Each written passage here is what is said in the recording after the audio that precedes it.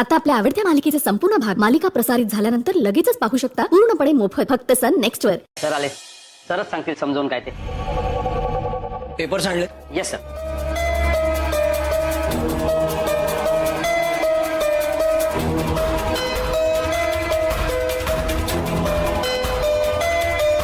दिवसाची सुरुवात इतकी घाणेरडी झाली आहे म्हटल्यावर बाकी सगळ्या गोष्टी आता मुहूर्त पाहूनच कराव्या लागणार. नाही सर, मी गुरुजींना विचारलंय. पुढचा 1 तास चांगला आहे. गौतम, अरे कसला मुहूर्त, कसले पेपर्स, काय चाललंय? काही नवीन प्रोजेक्ट हाती घेतलेस का? नाही आई, नवीन प्रोजेक्ट वगैरे नाहीये. शुभदा ग्रुप ऑफ कंपनीज मध्ये एका नवीन व्यक्तीची नियुक्ती करायची आहे. कोणाला? सांगतो. झालंय असं की गेली 15 वर्ष आपल्या बोर्ड ऑफ डायरेक्टर्सवर असलेले गोखले त्यांनी अचानक राजीनामा दिला आणि ते मेनकाकडे कामाला गेले. काय? पण हा तर विश्वासघात आहे. ह्याला आपण विश्वासघात नाही म्हणू शकत, कारण प्रत्येकाला अधिकार असतो काम सोडून जाण्याचा, दुसरीकडे कामाला लागण्याचा. तो काही प्रॉब्लेम नाहीये.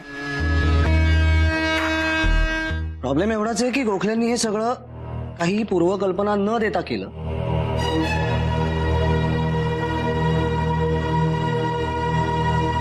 आणि त्याबरोबरीने आपलं 50 कोटींचं नुकसान करून तो माणूस मेनकाकडे गेला. आणि हे सगळं घडलं ते त्या मुलीच्या दळभद्री पायगुणामुळे.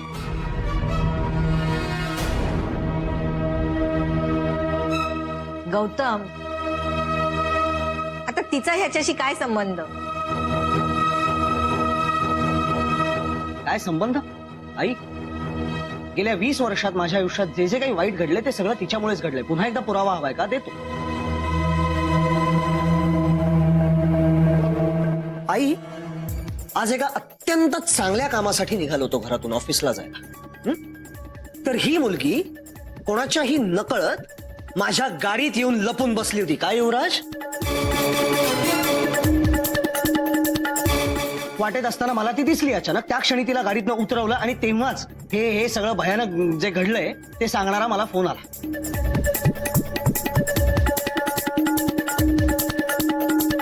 हा पायगुण आहे हिचा. आणि मग तो अपशकून मी तिथेच रस्त्यावर सोडून घरी आलो हे सगळं करण्यासाठी.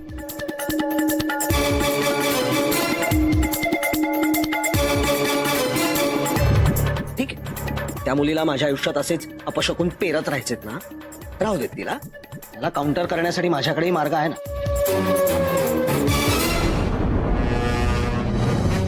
माझ्यासाठी कायम अत्यंत शुभ ठरणारी, अत्यंत लकी असलेली व्यक्ती मी कायम माझ्या आसपास ठेवायचं ठरवलंय.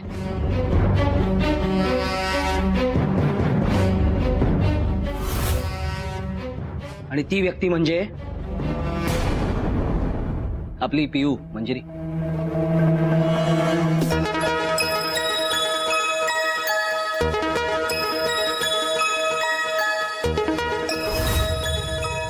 So, now Priya Gautam Jagirdar is going to be the newest member on the board of directors of Shubhada Group of Companies.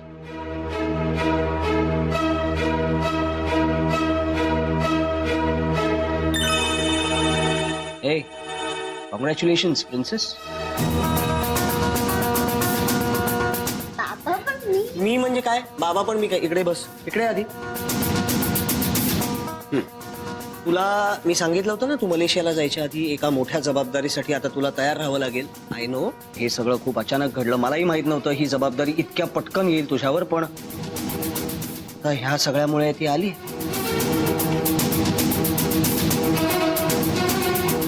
आणि पेलशील तू. घाबरायचं नाही.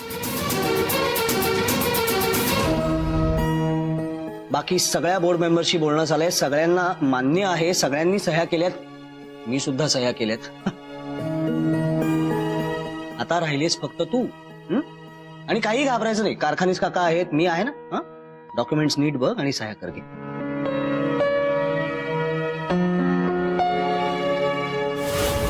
तूच दिलेलं लकी पेन घे आणि साईन कर.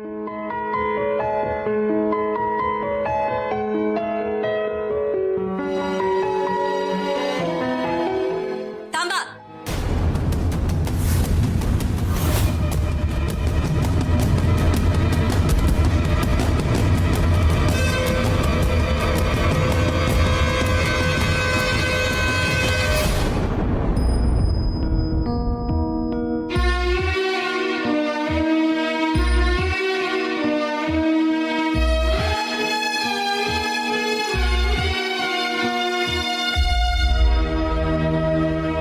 भाऊजी, तुम्ही प्रियाला हे पद कसं देऊ शकता? तू कोण आहेस ग मला हे विचारणारी? नाही काय ना, अर्पिता तिची मोठी बहीण आहे.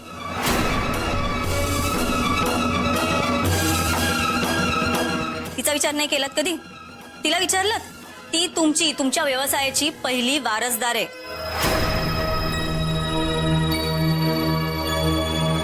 खरं तर तुमच्या प्रत्येक गोष्टीवर पहिला हक्क तिचा आहे.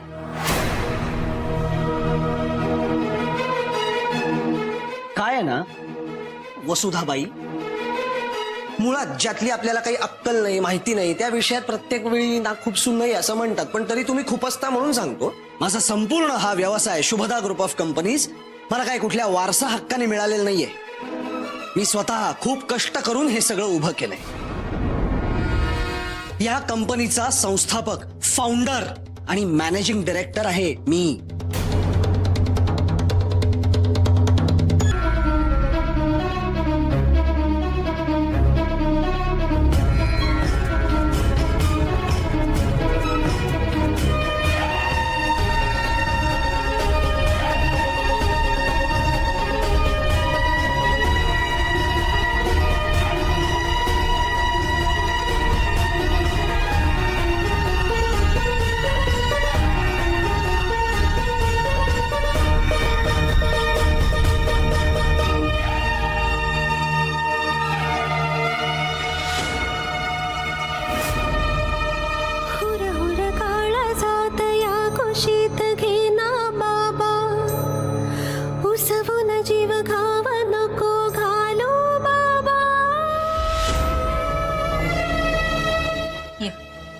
हे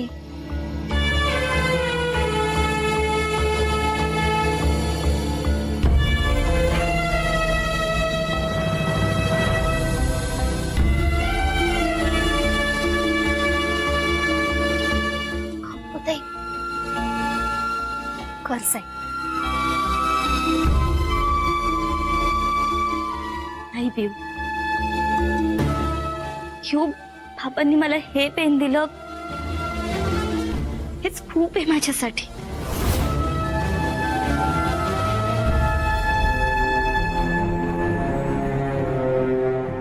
आणि बाबांची इच्छा आहे तू सही करावीस.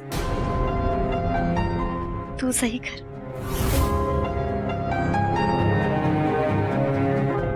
नाही, तू माझी मोठी बहीण आहेस ना, मग साईन कर.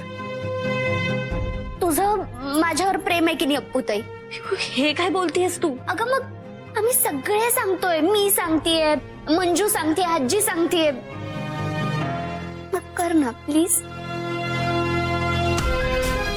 अपू कर सही. आम्हाला सगळ्यांना खूप आनंद होणार आहे तुला या पोझिशनवर बघून. तुझा अभिमान वाटेल का आम्हाला?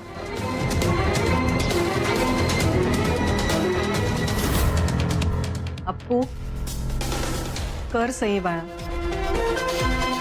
आजवर आम्ही तुझ्या बाजूने उभे राहू नाही शकलो याची खंत तर आहेच आम्हाला. निदान आज तरी तुला न्याय मिळाला याचं समाधान मिळू. कर.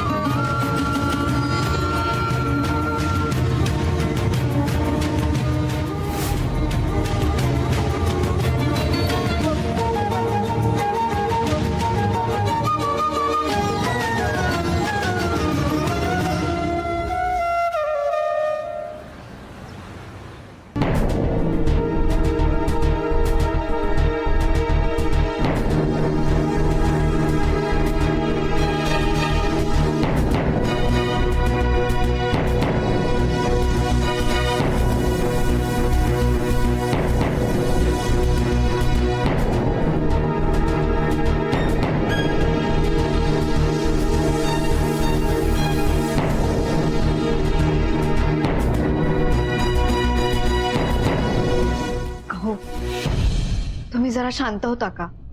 आपलं काहीही नुकसान होणार नाही. उलट अर्पिता आपल्या कंपनीची संचालक होतीये म्हणल्यावर घरात सगळ्यांना आनंद झालाय. काय हरकत आहे हो तिच्या वाट्याला थोडंसं आलं तर? तिच्या वाट्याला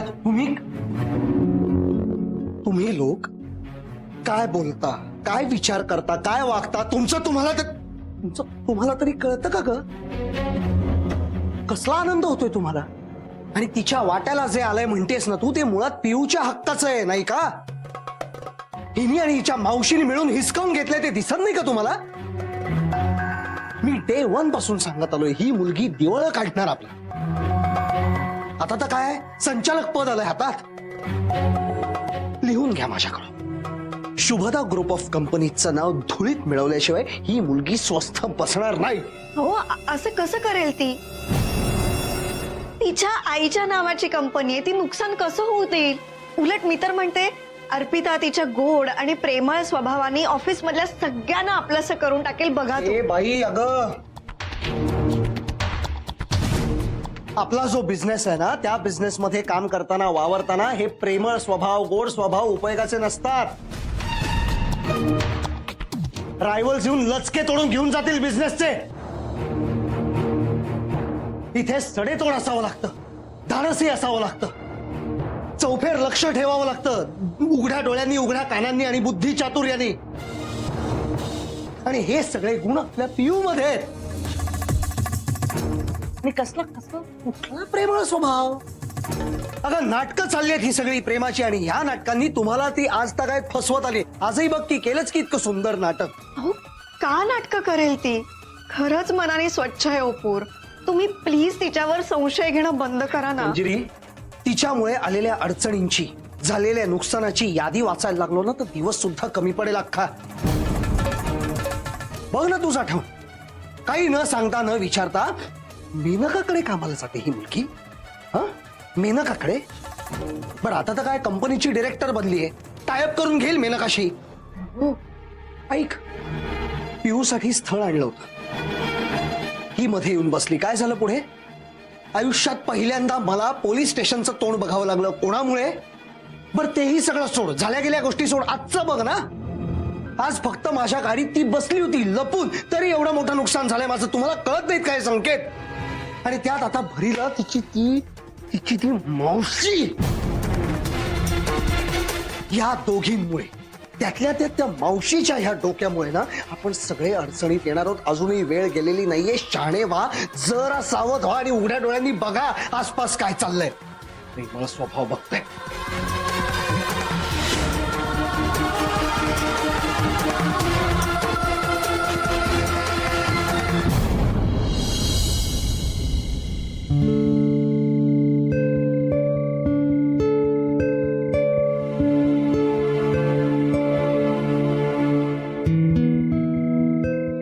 अर्पिता,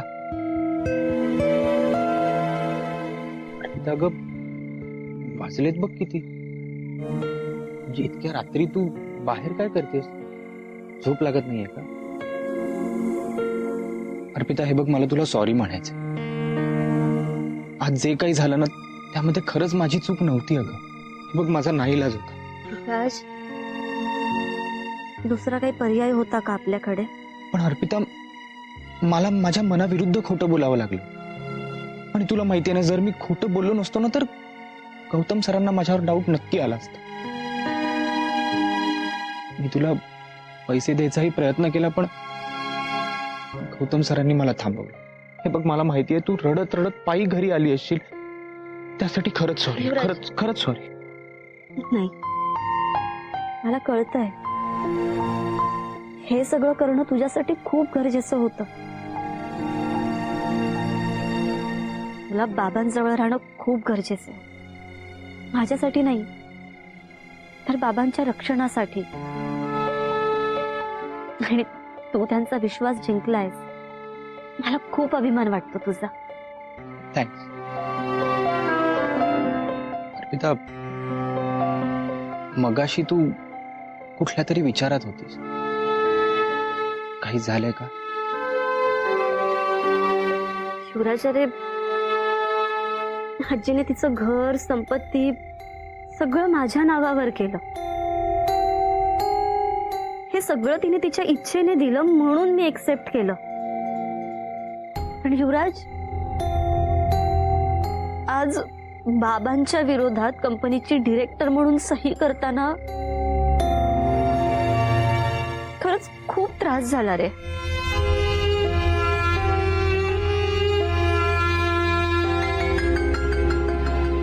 नाही, मला कळतंय वसुधा आईने हे जे काही केलं ना ते माझ्यासाठी केलं. मला माझा हक्क मिळावा म्हणूनच भांडली ती. पण हे असं बाबांना दुखावून पिऊचा हक्क तिच्यापासून हिसकावून काहीच नकोय मला.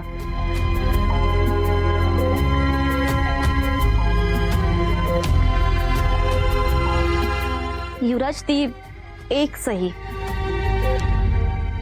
सही करताना मला खरंच असं वाटलं होतं की मी आता माझ्या बाबांपासून कायमची दूर होणार आहे. नाही नाही नाही अर्पिता, बघ प्लीज असा विचार करू नकोस. असं काही नाही होणार. युवराज, एक सांगू, मी जेव्हा बाबांच्या सही शेजारी माझी सही बघितली ना त्या क्षणी खरंच खूप आनंद झाला होता मला. त्या क्षणी बाबा माझ्यापासून दूर नाही ना जाणार त्याचं खूप दुःख. युवराज, मी आणि पिऊ आम्ही बहिणी आहोत, कॉम्पिटिटर नाही रे. मला ना खरंच कळत नाहीये देवाने नक्की काय वाढून ठेवलंय माझ्या नशिबात, काय होणार आहे माझं. वसुधा आईने घाई नाही ना रे केली. ज्या पद्धतीने आज वसुधा मावशी वागली त्यामुळे माझा संशय अजून बळावतोय. सरांचं म्हणणं खरं होतं. ही बाई इथे कटकारस्थान करून सगळी नाती विस्कटून टाकेल की काय याचीच भीती वाटते.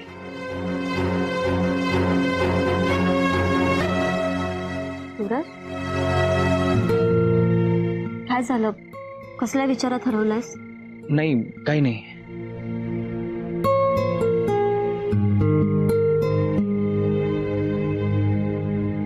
अर्पिता, तुला आठवतंय तुझ्या आजीने आपल्याला देवाबद्दल सांगितलं होतं आणि तेव्हा तिने तुझ्या आईचं उदाहरण दिलं होतं.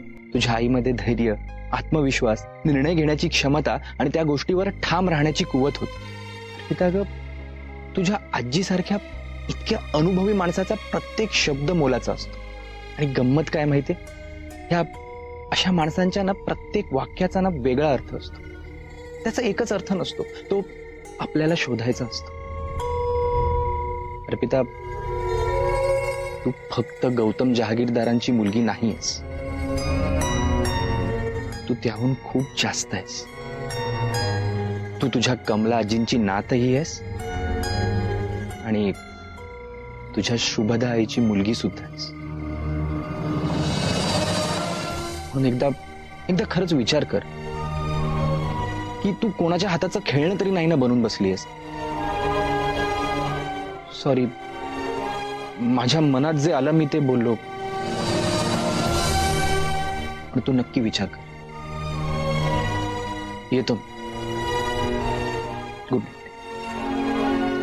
Good night.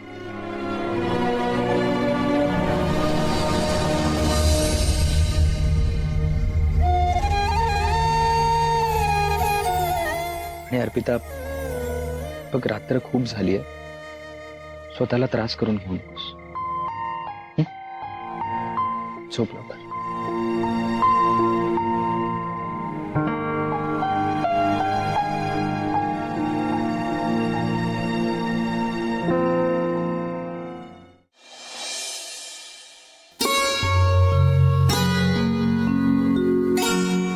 अशा काय बघताय?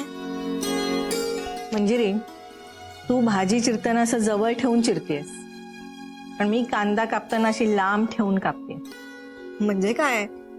त्यांनी डोळ्यात पाणी येणार आहे तुमच्या. भेंडीनी मला काय त्रास होणार आहे? एवढं कळतंय ना तुला, पण मग वळत का नाहीये? चिमण्यांच्या घरट्यात कुणी गरुड आणून ठेवेल का? आई, काय बोलताय तुम्ही? मंजिरी, मी वसुधाबद्दल बोलते.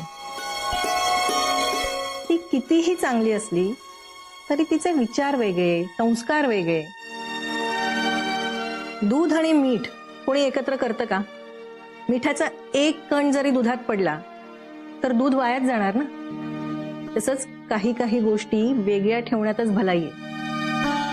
आई, वसुधाताई ह्या माझ्यासाठी शुभदाताईंची सावली आहेत. आई गेल्यानंतर आईनी अर्धी प्रॉपर्टी माझ्या नावावर केली. वसुधाताई एकट्या पडल्या. आपण काय त्यांना वाऱ्यावर सोडून येणार होतो का? बरोबर आहे तुझं. अगं ती शुभदाची बहीण आहे, त्यामुळे आपण तिची जबाबदारी नाकारत नाहीच आहोत. आपण तिची काळजी घेऊच, पण त्यासाठी आपण तिला वेगळं घर घेऊन देऊ शकतो ना. हे बघ, अर्पिता लहान असल्यापासून आपण तिची किती काळजी घेतलीये, आपण तिच्यावर किती प्रेम केलंय हे वसुधाला कळतच नाहीये. तिला सतत असं वाटतंय की तू आई म्हणून कमी पडली आहेस. ती तुला सावत्र आईच मानते अर्पिताची, आणि म्हणून तर घरात वाद होत आहेत ना. आता कालचंच उदाहरण घे. मला मान्य आहे वसुधाने जे केलं ते अर्पिताच्या भल्यासाठी, पण ज्या पद्धतीने केलं ते, अगं तू विचार कर मंजिरी, आपलं कुटुंब जर का टिकवायचं असेल तर वसुधाला दूर गेलंच पाहिजे. मंजिरी, गप्प का बसले? मी अगदी यांच्यासारखं बोलताय. यांचंही हेच म्हणणं आहे. पण आई, शुभदाताईंच्या आईंना मी वचन दिलंय की वसुधाताईंची काळजी मी घेईन, त्यांना सांभाळीन. असं वसुधाताईंना घरापासून लांब ठेवून मी कशी सांभाळणार आहे त्यांना? हे माझं कर्तव्य आहे. आणि त्या बदल्यात वसुधाताई जे काही वागतील ते सहन करायला मी तयार आहे. मंजू, अगं आई, मी आलेच.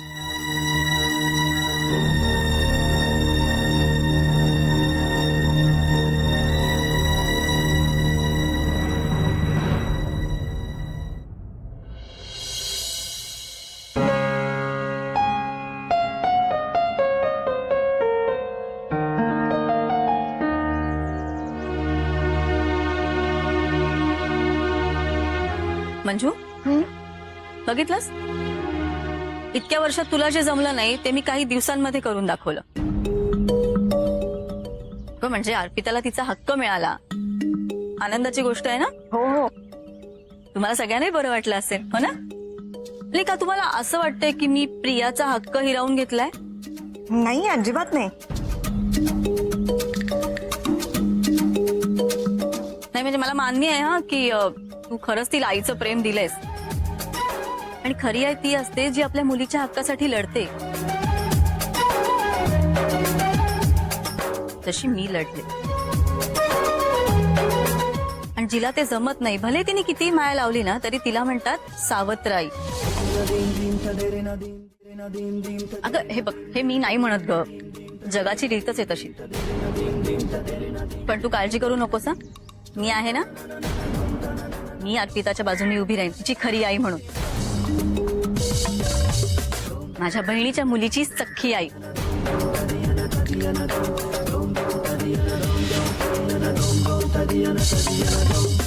अगं काय झालं तुला? हा, नाही, खरंच काही नाही. नक्की? अगं मंजू,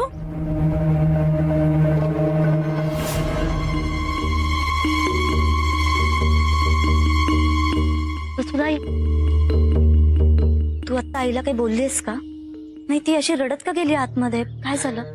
अगं बाळा, काहीच नाही झालंय. नाही काय आहे ना, मी तिला फक्त तिच्या कर्तव्याची जाणीव करून दिली ना, म्हणून जरा हळवी झाली. अगं ती, अगं मी तिला फक्त एवढंच दाखवून दिलं की मी जे केलं ते तिने आधी केलं असतं तर तुझ्या बाबांनी तुझा आधीच स्वीकार केला असता. काही चुकीचं बोलले का मी? वसुधा आई, अगं आई आजी खूप प्रयत्न करतात, पण बाबाच मला त्यांची मुलगी मानत नाही. ते त्या नेहमी भांडत असतात माझ्यासाठी, पण बाबा कोणाचंच ऐकत नाही. नाही म्हणजे बघतेस ना तू. ऐक ना, तू आईला यापुढे असं काहीही बोलू नकोस ज्यामुळे तिला त्रास होईल, ती दुखावेल. प्लीज. अगं बाळा, मी का करेन असं? तर मला सांग, ही सगळी आपली माणसं आहेत की नाही? मग आपल्या माणसाला जर बरं नसेल तर आपण काय करतो? आपण डॉक्टरकडे घेऊन जातो. मग डॉक्टरांनी जर एखादा जालीम उपाय सांगितला तर तो करावा लागतो ना. तसंच काहीसं झालं. आणि हे बघ, खरं सांगू, मलाही कळतंय ग, मंजिरीच्या मनात काहीच पाप नाहीये. पण मग कधीतरी मी तिच्या चुकांची जाणीव करून दिली, त्यात माझं काही चुकलं का? मी काही पाप केलंय का? आणि तिने सुद्धा तिच्या नवऱ्याच्या वागणुकीतली चूक दाखवून द्यायला हवी ना.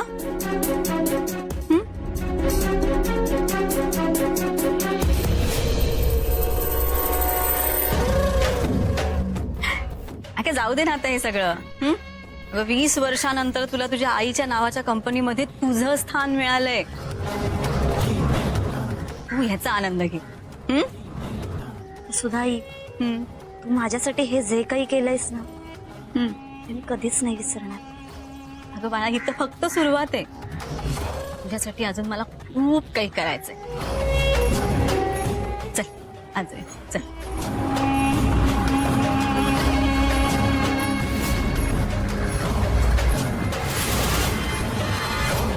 अहो आई, असं जाताना कुठे टोकायचं नसतो. अगं तुला इकडची काही माहिती नाही ना, म्हणून विचारलं. मी देवळात जाऊन येते. अप्पूला घेऊन जा ना बरोबर. शहरातलं काही माहित नाही, ती दाखवेल ना तुम्हाला. हो ना, मी येते तुझ्यासोबत. नाही नको, राहू दे. अगं तू बस, मी जाऊन येते ग.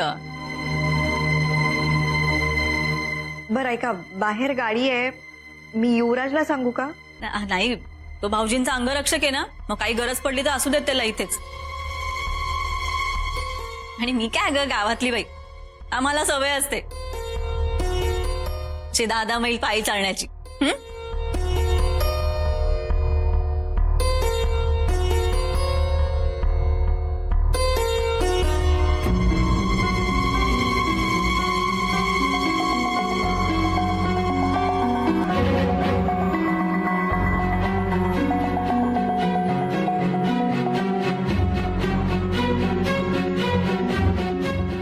इथे आल्यापासून आजवर वसुधा मावशी एकदाही बाहेर गेली नाही.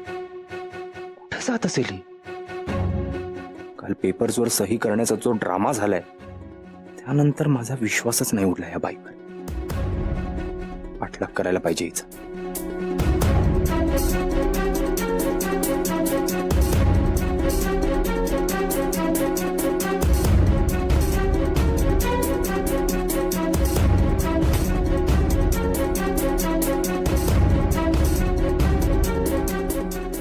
मावशी तर म्हणाली होती ती पायी जाणार आहे देवळात.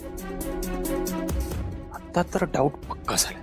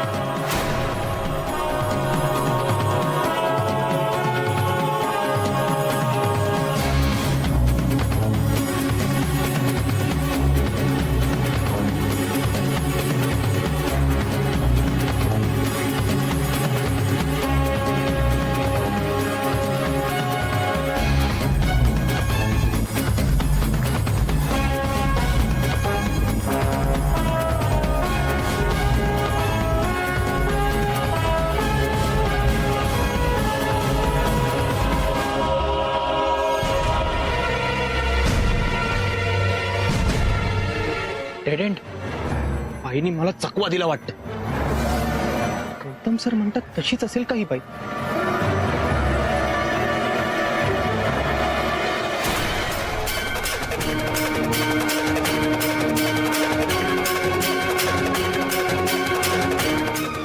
लक्ष ठेवावंच लागणार.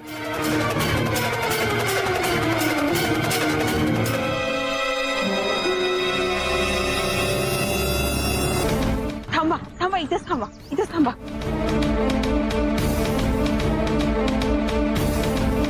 हे घे.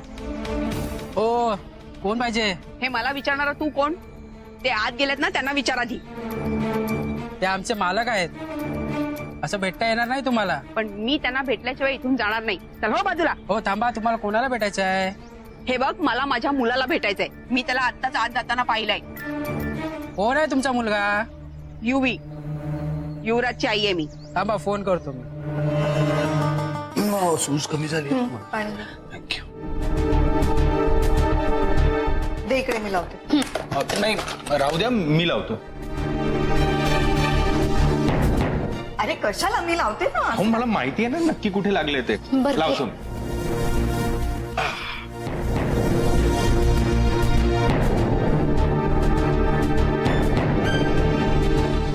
हळू.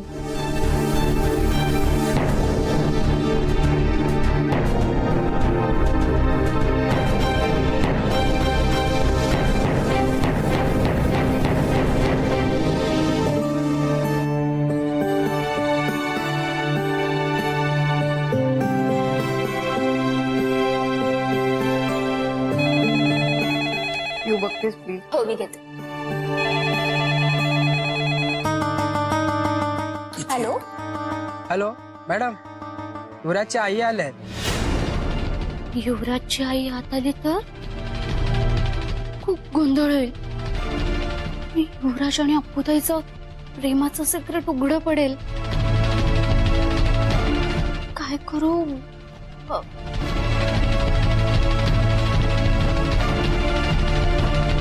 मी आलेच. मॅडम येत आहे. मी आले. कोण माझी मैत्रीण आली. मी आले. मला काही मॅडमला वगैरे भेटायचं नाही. मला माझ्या मुलाला थांबा भेटायचं. थांबा युवी, थांबा थांबा थांबा.